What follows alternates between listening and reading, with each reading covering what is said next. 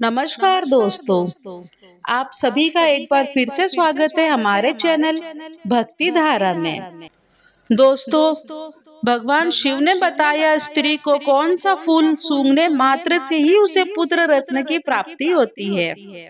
दोस्तों, एक समय की बात है जब भगवान शिव और माता पार्वती कैलाश पर्वत पर विश्राम कर रहे थे। तभी माता पार्वती भगवान शिव से कहती है, हे स्वामी, मैंने एक गांव में आपका बहुत ही सुंदर मंदिर देखा है। उस मंदिर की ओर बहुत से लोग आ जा रहे थे। कुछ लोग थे जिनके पास 4-4 पुत्रियां थी और कुछ के पास 4-4 पुत्र थे। लेकिन जिनके पास पुत्र नहीं थे वे माता पिता बहुत दुखी दिखाई दिए। वे पुत्र प्राप्ति के लिए अनेक पूजा पाठ कर रहे थे, लेकिन उनकी सूनी गोद नहीं भर पा रही थी। मुझे समझ नहीं आता कि ऐसे माता पिता जिनके पास पुत्र नहीं है उनकी गोद कैसे भर सकते हैं और किस प्रकार से उन्हें पुत्र की प्राप्ति हो सकती है। दोस्तों, यह सुनकर भगवान शिव मुस्कुराए और बोले, हे देवी पार्वती, मैं तुम्हें एक ऐसे फूल के बारे में बताने जा रहा हूँ जिसे मात्र सूंघने से ही पुत्र की प्राप्ति हो जाती है।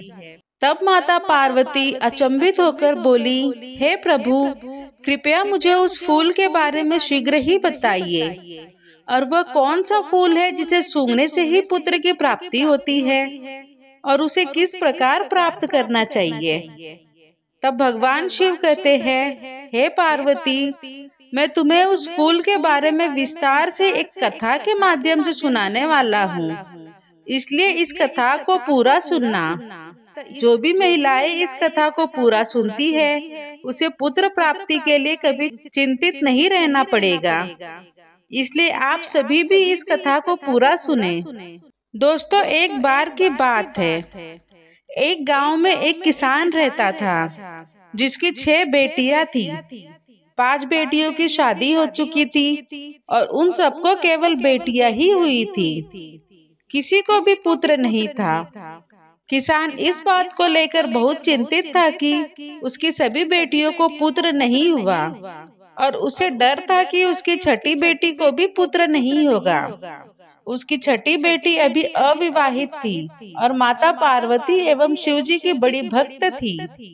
किसान की चिंता बढ़ती जा रही थी कि अगर उसकी छठी बेटी को भी पुत्र नहीं हुआ तो समाज में लोग क्या कहेंगे और वह कैसे अपनी इज्जत बचाएगा।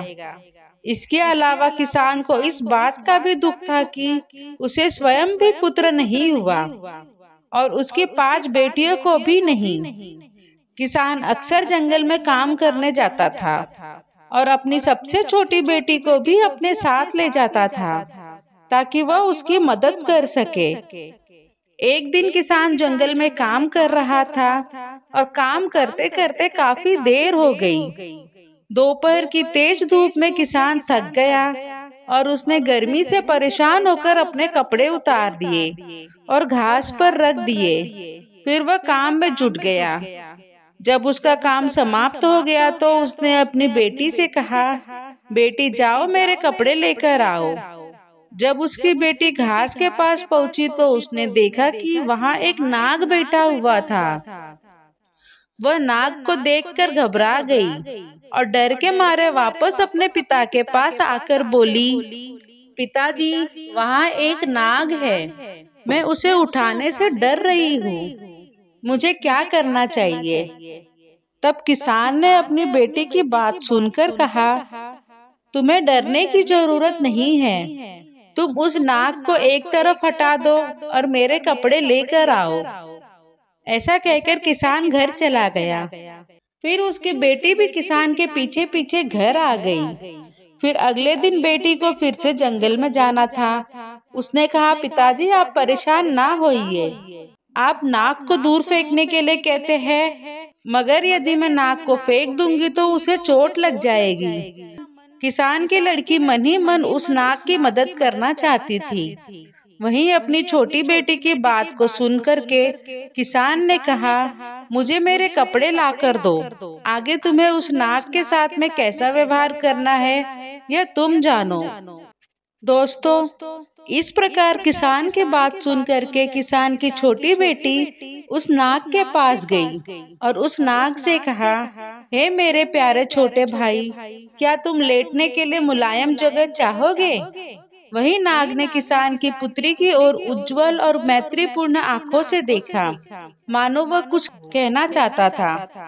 इसलिए किसान की लड़की ने उस जहरीले नाग के भाव को समझकर कि कुछ खरपतवार इकट्ठा की और उस नाग के लिए एक अच्छा सा नरम जगह बना दी और फिर उस नाग से कहा, तुम इस नरम जगह में लेट जाओ।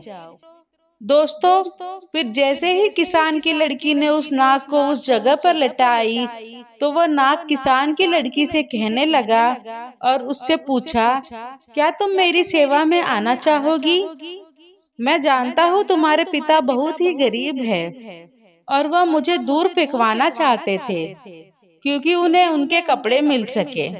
मैं गर्मी से बहुत परेशान हो रहा था, इसलिए तुम्हारे पिता के कपड़ों में बैठ गया।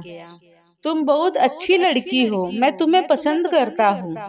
तुम केवल बस हर दिन लगभग कुछ घंटे मुझे अपने साथ घुमाने के लिए ले चला करो। इसके लिए मैं तुम्हें रोजाना बहुत सारा धन दूंगा और मजदूरी और खाना भी दूंगा। यदि तुम 3 वर्ष तक ऐसा करो तो मैं जादू से छुटकारा पा लूंगा, क्योंकि मैं एक जादुई राजकुमार हूँ। और फिर राजकुमार बनते ही यानी अपने असली रूप में आते ही मैं तुम्हारे साथ में विवाह भी कर लूंगा। दोस्तों, फिर आगे भगवान शिव कहते हैं, हे देवी। वही नाग की बात को सुनकर वह लड़की तैयार हो गई। लड़की ने कहा, मैं आपकी सेवा करने के लिए तैयार हूँ। आप जैसा कह रहे हैं मैं वैसा ही करूंगी। तो नाग ने कहा, फिर कल इसी समय पर तुम आ जाना। और फिर वह लड़की वापस आने का वचन देकर अपने पिता के कपड़े लेकर घर वापस आ गई और वही रात को खाना खाने के बाद सो गई। सुबह उठी तो उसने अपने पिता किसान से कहा, पिताजी, आपके कपड़े मैंने लाकर आपको दे दिए। अब तक मैंने अपनी और आपकी गरीबी देखी है। मैं काफी समय तक घर पर रह चुकी हूँ। अब मैं दुनिया में अपनी किस्मत आजमाने जा रही हूँ। आप मुझे जाने की अनुमति देने की कृपा करें। दोस्तों, फिर वह किसान अपनी लड़की को कहीं भी जाने की अनुमति देना नहीं चाहा। तो फिर भी वह लड़की अपने पिता से कही, चाहे उसे भीख ही क्यों न मांगनी पड़े, मगर अब भाग्य को बदल कर ही रहूंगी। और ऐसा कहकर के फिर वह जंगल में गई और जल्दी ही उसे वह नाग मिल गया।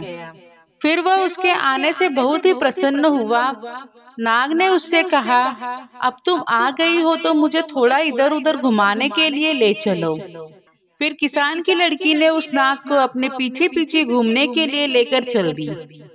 दोस्तों, फिर आगे भगवान शिव कहते हैं, हे पार्वती, जब शाम में घुमाते घुमाते पहले ही दिन का समय समाप्त हुआ तो उस जंगल में एक शानदार महल अचानक प्रकट हो गया। उस महल में एक बड़ा सा कमरा था जिसमें एक बड़ी मेज थी जो खाने पीने की चीजों से सजी हुई थी। उस लड़की ने अपने पूरे जीवन काल में कभी नहीं देखी थी। फिर तो किसान की लड़की ने भरपेट खाना खाया और फिर बिस्तर पर चली गई। फिर रोजाना हर दिन वह 1-2 घंटे के लिए उस नाग को अपने साथ रखती थी और फिर महल में आ जाती थी, जहां उसके लिए सब कुछ तैयार किया जाता था और जहां उसके लिए एक शानदार व्यवस्था की जाती थी। दोस्तों, फिर आगे भगवान शिव कहते हैं, हे पार्वती, इस प्रकार धीरे धीरे 1 वर्ष बीत जाने के बाद में किसान की लड़की ने उस नाग से अपने पिता से मिलने की अनुमति मांगी। तो नाग ने कहा, तुम्हारी इच्छा अपने पिताजी से मिलने की है तो जाओ, मिल आओ और अगले दिन वापस लौट आना। दोस्तों, फिर नाग इस शर्त पर सहमत हुआ कि वह तुरंत लौट आएगी। इस प्रकार किसान की लड़की ने अपने पिता और अपने बहनों के लिए सोना और अन्य कीमती चीजें ले ली और अपने घर चली आई। जब वो अपने खजाने के साथ अपने पिता के पास पहुंची तो उसके पिता और उसकी बहन जानना चाहती थी कि यह सारा सामान उसे कहां से मिला है। और इसका मालिक कौन है। लेकिन उस लड़की ने कुछ भी नहीं बताया, क्योंकि नागराज ने उसे ऐसा करने से मना कर दिया था। यहाँ तक कि किसान और उसकी पांचों बेटियों ने उसको बहुत ज्यादा मारा पीटा, लेकिन फिर भी उसने कुछ भी नहीं कहा। और वही अगले दिन वो लड़की उस नाग के पास वापस जंगल में चली गई और फिर उस नाग को हर दिन 1-2 घंटे तक घुमाने ले जाती। इस प्रकार से दूसरे वर्ष के अंत में एक बार फिर वह अपने पिता और अपनी बहनों से मिलने आई। इसी प्रकार वही जब किसान की लड़की तीसरी बार नाग को छोड़ करके अपने पिता और अपनी बहनों से मिलने के लिए गई, तो उससे जाने से पहले नाग ने कहा था कि आज तुम तुरंत लौट कर आना, कल तक नहीं रुकना। और इस प्रकार वह लड़की आने का वचन देकर उस नाग को छोड़ करके चली गई। दोस्तों, उधर जब वो लड़की अपने पिता के पास पहुंची तो उसके पिता और उसकी बहनों ने इस बात पर जोर दिया कि जो धन वो अपने साथ लेकर आती है, सोना और चांदी इत्यादि, उसका असली मालिक कौन है और वह किसके यहाँ पर काम करती है। वहीं उस लड़की ने अपने पिता और अपनी बहन को कुछ भी नहीं बताया, तो किसान ने उसे घर से बाहर जाने देने से इनकार कर दिया। तब वही किसान की बेटी ने किसी तरह अपने आप को बाहर जाने का रास्ता निकाल लिया, लेकिन जब तक वो जंगल में लौटी तब तक बहुत देर हो चुकी थी, क्योंकि नाग अब वहां पर नहीं था। दोस्तों, दुख की बात तो यह थी कि उसने हर जगह देखा, लेकिन वो महल भी वहां से गायब हो गया था और नाग भी, क्योंकि उस नाग के 3 वर्ष पूरे हो चुके थे और 3 वर्ष पूरे होने पर उसका जादू टूट चुका था और वह नाग वापस एक राजा के रूप में बदल गया था और फिर वह अपने राज्य को वापस चला गया था। दोस्तों, उधर उस नाग को जंगल में ना पा करके वह लड़की बहुत परेशान होने लगती है और सोचने लगी, शायद मेरे पिता और मेरी बहनों ने मुझे घर पर ना रोका होता तो शायद आज वह नाग मेरे पास होता। दोस्तों, तब उस लड़की ने उस नाग को दुनिया भर में खोजने का निर्णय किया। वह उसे ढूंढते ढूंढते एक दिन जंगल में एक झोपड़ी के पास पहुंची, जहां एक बूढ़ी औरत रहती थी। लड़की ने रात के लिए आश्रय मांगा और बुढ़िया को अपनी पूरी कहानी सुनाई। तब बुढ़िया ने उसे दोस्ताना व्यवहार से स्वागत किया। अगले दिन 3 सेब दिए। उसने बताया कि पहले सेब में एक सोने की तकली है, दूसरे सेब में सोने की सूत की रील और तीसरे में एक सुनहरा चरखा है। उसने यह भी बताया कि लड़की को सबसे पहले किससे मिलना है और उसे कैसे राजा तक पहुंचना है। फिर लड़की ने बुढ़िया को धन्यवाद दिया और तीनों सेब लेकर अपनी यात्रा जारी रखी। कई दिनों के सफर के बाद वह एक कांच के पहाड़ पर जा पहुंची, जो पहाड़ बहुत फिसलन भरा था और लड़की को नहीं पता था कि उसे कैसे पार करना है। कई बार फिसलने के बाद उसे पास में एक लोहार दिखाई दिया। वह लोहार के पास गई और उसने अपने हाथों और घुटनों में घोड़े की नाल बंधवा ली, जिससे वह पहाड़ पर चढ़ने में सफल रही।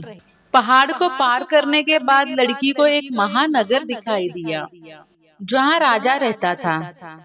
दोस्तों, यह वही नाग था जिसे लड़की खोज रही थी, लेकिन अब वह राजा बन चुका था और उसे लड़की की याद नहीं थी। राजा पहले से शादीशुदा था और उसकी एक खूबसूरत रानी भी थी। नाग ने जब राजा का रूप लिया, किसान की लड़की को भूल गया था।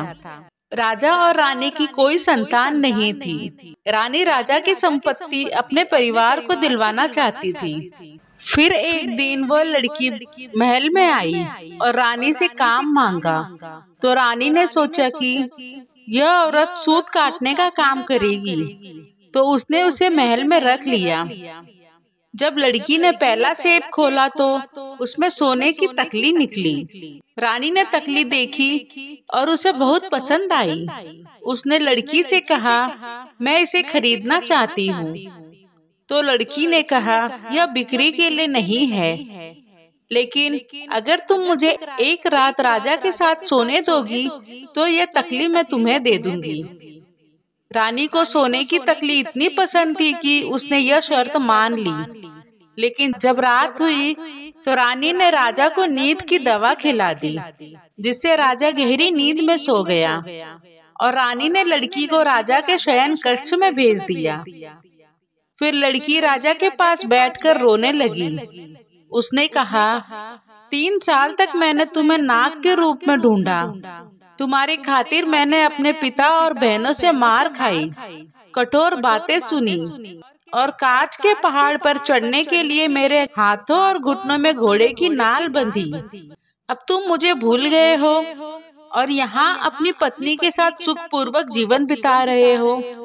लेकिन दोस्तों, राजा तो नींद में था और लड़की की बातें सुन नहीं सका, क्योंकि रानी ने उसे दवा दे रखी थी ताकि वो कुछ न सुन सके। इस प्रकार से किसान की लड़की अपनी बात बोलती रही, मगर राजा सोता रहा और उसको कोई जवाब नहीं दिया। किसान की लड़की यही सोचती रही कि राजा मेरी बात को सुन रहा है, लेकिन कोई जवाब नहीं दे रहा। दोस्तों, इस प्रकार राजा से बात करते करते सुबह हो गई और फिर रानी आई और फिर किसान की लड़की को राजा के शयन कक्ष से बाहर ले गई। राजा इतनी गहरी नींद में था कि उसे कुछ भी समझ नहीं आया। दोस्तों, फिर भगवान शिव कहते हैं, हे पार्वती, इस प्रकार किसान की लड़की ने दुखी होकर दूसरा सेब लिया और उसे तोड़ा और उसमें से सुनहरे धागे की रील निकली। फिर जब रानी ने उस रील को देखा तो उसने उसकी बहुत प्रशंसा की और लड़की से उसे बेचने के लिए कहा। वही किसान की लड़की ने रानी से फिर कहा, वह एक बार फिर राजा से उसकी मुलाकात शाम को करवा दे तो उसको सुनहरे धागे की रील दे देगी। वही रानी ने वचन दिया और सब कुछ पहली रात की तरह ही राजा नींद की दवा खाने की वजह से गहरी नींद में सो रहा था, क्योंकि रानी ने दूसरी रात भी राजा को नींद की दवा खिला दी थी। और उस दवा से इतनी गहरी नींद राजा को आई कि कोई भी रोना धोना या शिकायत राजा को जगा नहीं सकती थी। हालांकि राजा के एक सेवक ने रानी को राजा के शयन कक्ष में चरखा लाते हुए देखा था और इसीलिए वह राजा का जो सेवक था वह राजा के शयन कक्ष के बाहर चुपचाप खड़ा हो गया और उसने रेशम काटने वाली की सारी बातें सुन ली। और फिर अगले दिन उसने राजा को सब कुछ बताया जो उसने देखा और सुना था। दोस्तों, इस प्रकार जब राजा को मालूम पड़ा कि जब मैं नाग था, एक लड़की जो किसान की लड़की थी मेरी बहुत सेवा की और मैंने उससे शादी का वादा किया था, आज वह मुझे ढूंढते हुए मेरे महल तक आ गई है। मुझे उससे मिलना चाहिए। दोस्तों, लेकिन राजा क्या कर सकता था? सुबह होते ही रानी जो थी उस किसान की लड़की को राजा के शयन कक्ष से बाहर ले गई। दोस्तों, इधर तो राजा किसान की लड़की से मिलने के बारे में सोच रहा था और उधर किसान की लड़की ने अपना आखिरी सेब खोला तो वह सुनहरे चरखे वाला था। वही जब रानी ने इस बार सुनहरा चरखा देखा तो उसने कहा, यदि वह उसको सोने का चरखा दे दे तो वह इस रात को भी राजा के साथ उसे सोने देगी। वही किसान की लड़की मान गई और उस शाम रानी ने एक बार फिर अपने राजा को नींद की दवा दी। लेकिन इस बार राजा सचेत था, क्योंकि इस बार सेवक के द्वारा उसे सारी बात मालूम पड़ चुकी थी। वहीं राजा ने इस बार दवा पीने का केवल नाटक किया। उसने चुपके से दवा को फेंक दिया और फिर लेट गया और सोने का नाटक करने लगा।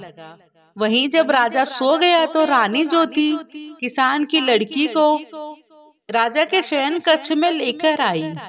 लड़की उदास होकर के राजा के बिस्तर के पास में बैठ गई और वहीं पर खड़ी होकर फूट फूट कर रोने लगी और कहने लगी, अब मुझे पता चला है कि कृतज्ञता दुनिया का चलन है। 3 साल तक मैंने तुम्हें नाग के रूप में तुम्हारी खातिर मुझे अपने पिता और बहनों से मार और कठोर शब्द मिले। कांच के पहाड़ पर चढ़ने के लिए मेरे हाथ और घुटनों में घोड़े की नाल बंधी थी और तुम यह सब कुछ भूल गए और रानी के साथ में रह करके सुख पूर्वक जीवन जी रहे हो। अब मेरा क्या होगा? दोस्तों फिर आगे भगवान शिव कहते हैं, हे देवी, इस बार राजा सब कुछ चुपचाप सुनता रहा, लेकिन सोने का नाटक करता रहा। राजा ने मन ही मन सोचा कि मेरी एक रानी है जिससे मैं इतना प्यार करता हूँ और वह मेरी संपत्ति को अपने मायके वालों को देना चाहती है। वह मेरा सम्मान तक नहीं करती। और वहीं दूसरी ओर एक गरीब किसान की बेटी है जो मुझे ढूंढते हुए यहाँ तक आई, और जब मैं नाग के रूप में था तब उसने मेरी सच्चे दिल से सेवा की। यह सब सोचकर राजा ने अगले दिन एक बड़े उत्सव और भोजन का आयोजन किया। राजा ने रेशम काटने वाली उस किसान की बेटी को अपने दाहिनी ओर बैठने के लिए आमंत्रित किया। फिर भरे दरबार में राजा ने उस किसान की लड़की से विवाह कर लिया और सभी ने आनंद पूर्वक भोजन किया। फिर शादी के बाद जब पहली रात किसान की बेटी सो रही थी, जो कि लक्ष्मी जी की उपासक थी, वह मन ही मन पुत्र की कामना लेकर सो रही थी। उसी रात लक्ष्मी जी उसके सपने में आई और उससे कहा कि बेटी चिंता मत करो, मैं तुम्हें एक ऐसे फूल के बारे में बताती हूँ जिसे मासिक धर्म समाप्त होने के बाद कोई भी स्त्री सूंघे और फिर पति के साथ मिलन करे तो निश्चित ही उसे पुत्र की प्राप्ति होती है। माता लक्ष्मी ने आगे कहा, बेटी, शाम को सूर्यास्त के समय बगीचे के उत्तर पश्चिम कोने में लाल गुलाब और सफेद गुलाब के फूलों की टहनी को, जिस पर सुंदर और पूर्ण विकसित गुलाब लगे हो, एक थाली से ढक देना चाहिए। फिर अगली सुबह सूर्योदय के समय उसे हटा देना चाहिए। यदि तुम्हें पुत्र चाहिए तो लाल गुलाब को सूंघना और पुत्री चाहिए तो सफेद गुलाब को सूंघना। ध्यान रहे, गलती से दोनों फूलों को एक साथ नहीं सूंघना चाहिए। किसान की बेटी ने राजा को अपने इस स्वप्न के बारे में बताया। फिर राजा ने एक सुंदर बगीचे में सफेद और लाल गुलाब के पौधे लगवाए। जब पौधों पर फूल खिले तो राजा ने एक सफेद और एक लाल फूल की टहनी को लेकर रात में उल्टा दबा दिया। सुबह किसान की बेटी ने मासिक धर्म से निवृत्त होकर स्वच्छ हो जाने के बाद लाल गुलाब को सूंघा और राजा के साथ संबंध स्थापित किए।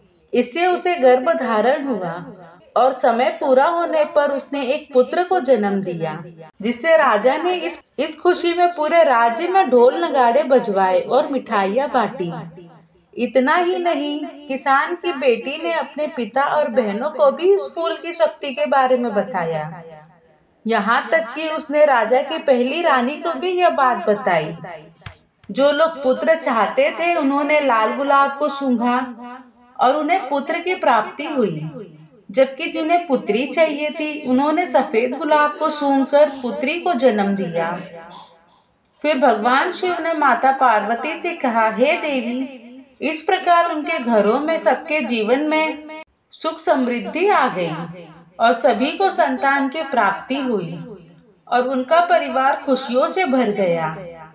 तो दोस्तों इस प्रकार भगवान शिव ने माता पार्वती को कथा सुनाई। दोस्तों मैं आशा करती हूँ कि यह कथा आपको पसंद आई होगी। अगर यह कथा आपको पसंद आई तो कमेंट करके जरूर बताएं और हमारे चैनल भक्ति धारा को सब्सक्राइब करना ना भूलें। धन्यवाद।